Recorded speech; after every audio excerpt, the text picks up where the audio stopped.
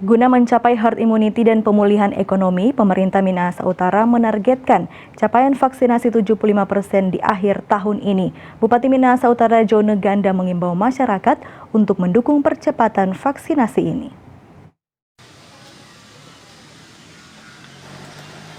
Pemerintah Kabupaten Minahasa Utara terus menggenjot upaya vaksinasi guna mencapai herd immunity di akhir tahun.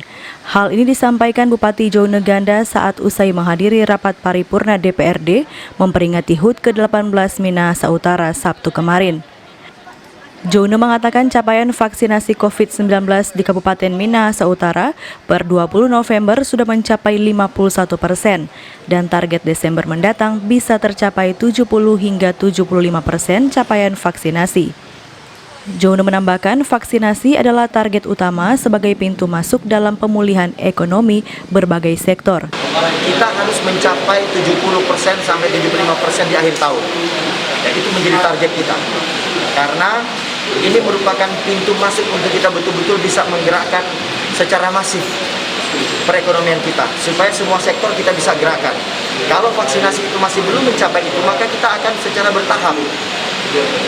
bertahap kita akan lakukan. Tapi kalau sudah bisa mencapai 70-75%, maka kita akan masuk dalam kategori level 1, ya, di mana di situ sudah dikategorikan kita memiliki herd immunity. Nah, sehingga gerakan-gerakan untuk meningkatkan perekonomian itu akan lebih mudah. Selain itu, target capaian vaksinasi juga dipersiapkan menjemput tamu konferensi tingkat tinggi G20 pada 2022 mendatang di 5 destinasi super prioritas, salah satunya Likupang, Minahasa Utara. Ia berharap masyarakat tetap mendukung program pemerintah dalam percepatan vaksinasi guna mencapai herd immunity. Opik Syarifuddin melaporkan untuk Kawanua TV.